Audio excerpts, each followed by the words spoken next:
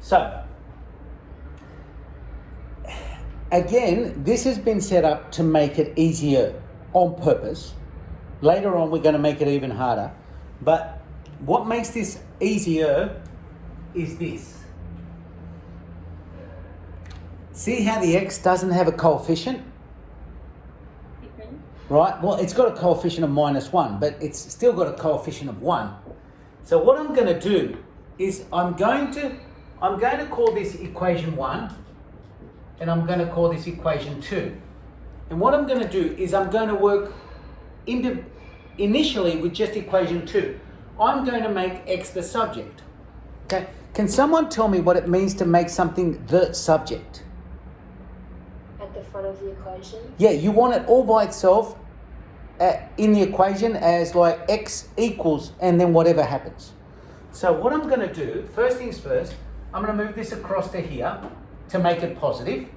So that's going to be 2y is equal to x plus 3. I'm going to move this plus 3 across to here. And then what I'll get, and I'll switch it around a bit, but I'll get x equals 2y minus 3. Can you see that? Have a look. Yeah. And all I've done here is I've rearranged equation 2. That's all I've done. Now do you remember how I said how when we have simultaneous equations, the x and the y are the same, so they're interchangeable? This is what you're going to do. See how we made x the subject in equation 2? We're going to take this x value and we're going to sub it into equation 1. So here, we're going to substitute equation number 2 into equation number 1.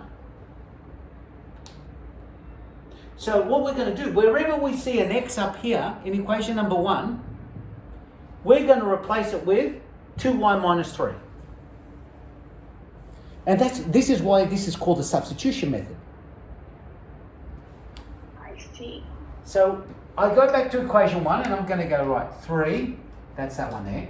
X, no, not allowed to have x. I'm going to replace it with, I'm going to substitute it with 2y minus 3 plus 2y minus 1 is equal to 0. And you know what we've just got again? We've got an equation with only one unknown. All it's got is y's. We can expand the bracket, collect like terms, we can move stuff around, we can divide stuff, and all of a sudden we should be able to find y. Let's see how we go. Can you find y for me? Plus 2y, or is it a minus 2y? This here, 3x. plus, Is it at the top? Oh, it's okay. plus. So that's a plus. Okay, thank you. So find y for me.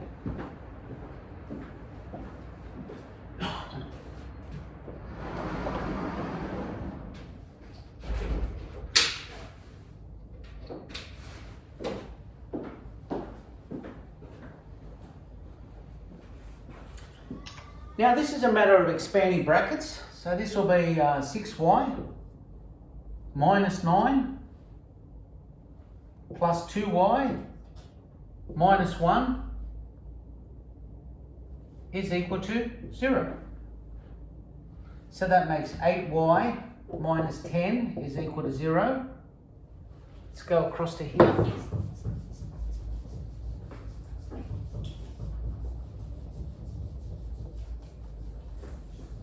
So 8y is equal to 10. Y is equal to 10 on 8. Y is equal to 5 on 4.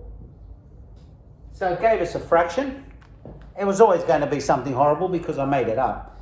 A lot of these questions people actually tinker with on purpose so that they give you really nice answers in the textbook. But again, it wasn't a big deal.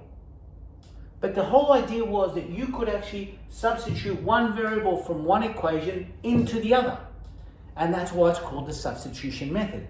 But I'm still not finished.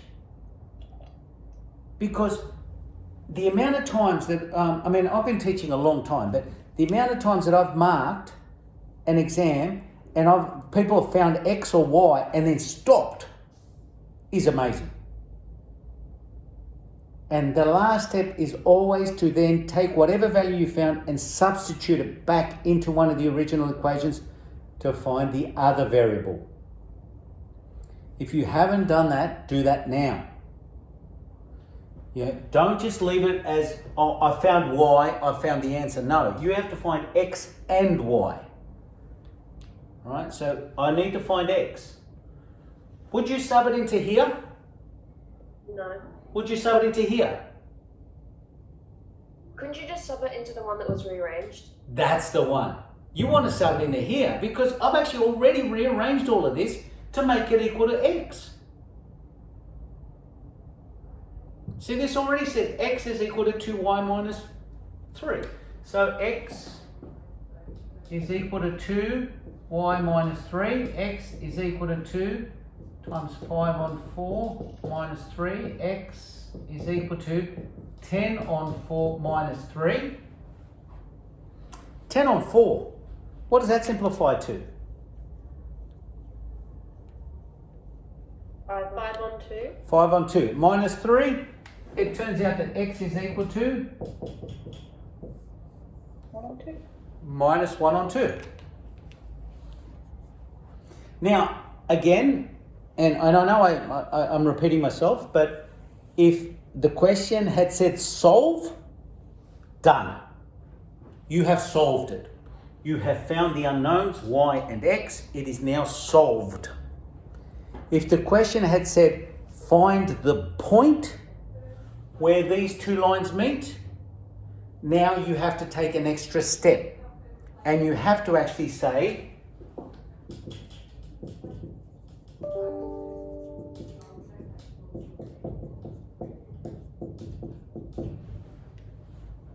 and actually put in that extra step. Okay? Now this is called the substitution method because if I can isolate an X or a Y value all by itself from one equation, I can then just dump it straight into the other equation. I can substitute the value. And it makes it really, really easy to do. Most students prefer the substitution method because it is so simple.